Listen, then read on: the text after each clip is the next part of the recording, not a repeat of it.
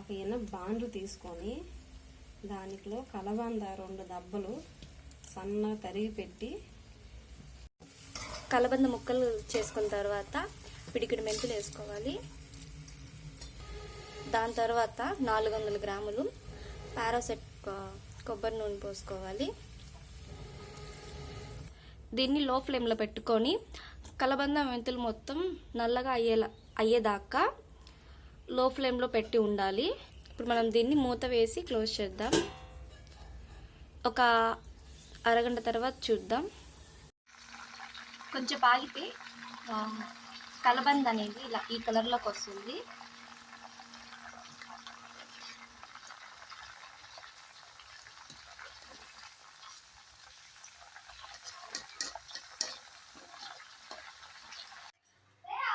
కాగి next ఇలా అవుతుంది. దీన్ని నైట్ అంతా ఇలానే ఉంచి నెక్స్ట్ డే మనం ఫిల్టర్ చేయాలి. నెక్స్ట్ డే మార్నింగ్ దాన్ని మనం ఫిల్టర్ చేసుకోవాలి.